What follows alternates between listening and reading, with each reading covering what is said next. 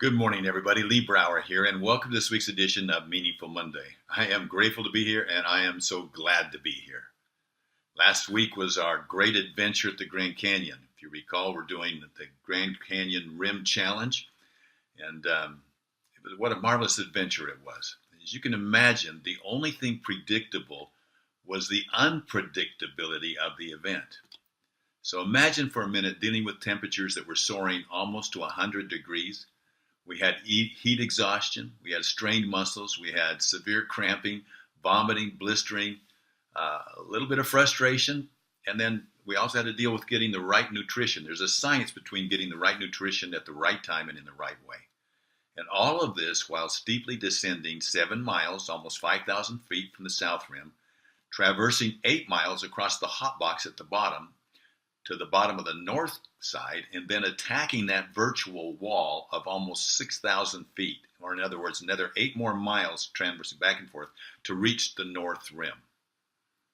And most all of this was done in the heat of the day, carrying a backpack with water and supplies. So how do you do that? I'll tell you how you do that. You have to be fully committed. You have to be fully committed to something bigger than yourself, a higher purpose, if you will. It takes grit, determination, teamwork, selflessness, a relentless desire to win, to overcome, no matter what.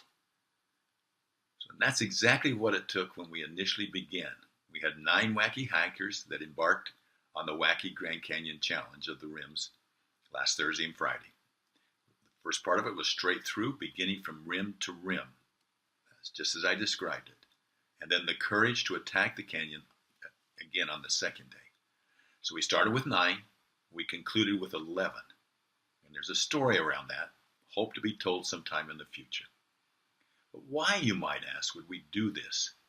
Well, it was something, for most people, it's something that would be a major personal accomplishment. You know, it's a bucket list thing.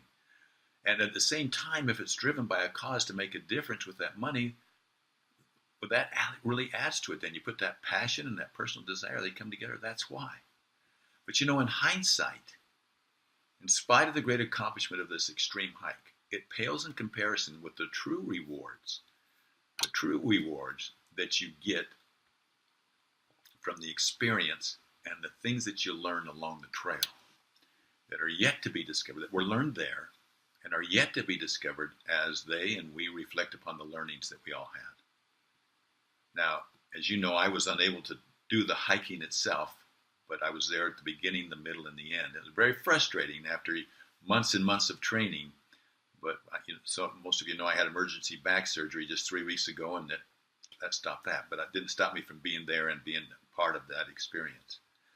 But each of those hikers that went through this experience, they know that no matter what the future brings, they know they can go deeper. That when they feel they can't go on, there is still so much more to give. They also learned that no matter how hard they plan, there's still surprises and that they can deal with those surprises because they had to. They learned that when they hit the proverbial wall, they are not alone. They saw that others selflessly rallied to help them honor their commitments. Together they were better and they were never alone.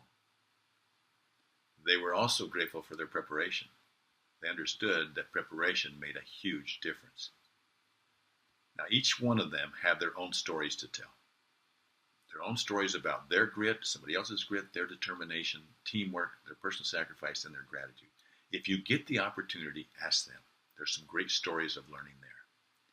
Can I share a couple of additional things that I learned in this experience? Maybe 4 things. First of all, I learned the power of families and how challenges, especially unexpected challenges, can reveal the very best of families. We had a situation on the trail that called for some unexpected involvement with the family.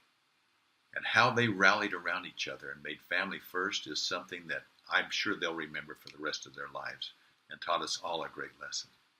I learned about the strength that comes from love, how powerful that is, love between one human being and another human being as we became a team and as we became one. I learned about the uncertainty of Mother Nature. She is truly, truly unbiased. She is no respecter of persons. She treats everyone equally. And here's a great lesson, too. I finally learned that if you are 100% committed to something, you don't have to make a decision. You don't have to decide, can I go on? Am I going to quit or not quit? Think about it. If you're 98% committed to something, that's so much tougher than being 100% committed, because you always have to decide. And I can tell you that all of the hikers, all of those wacky warriors were 100% committed. Now, to the many of you that supported Wacky and these warriors for a cause that is so deep and dear to us, to Lori, myself, and our family and others, started by our son Nick when he was in the midst of his battle with cancer, we want you to know that your contributions, 100% of your contributions, goes directly to helping young adults in their battle with cancer and is making a difference. And now to Dave, Paul, Tony, Brock, Will, Colin, Andre, Alexis, Jesse, Genevieve, and Preston. And of course, Lori. You are the Wacky Warriors that made that trip. And from the bottom of my heart, and from Lori's heart, and from Wacky Warriors' heart, we thank you for your supreme support. I hope that this experience will bless your lives and those you influence for years to come. On June 2nd, it will be the 7th anniversary of Nick's passing. And I can't tell you how it gives us great joy to know that he is still making a difference in so many ways and to so many different people. And to all of you viewers and listeners, I hope you found something in this message that you can use to bless the lives of others. Make life meaningful. Make this week meaningful. I'll talk to you next week. Bye-bye.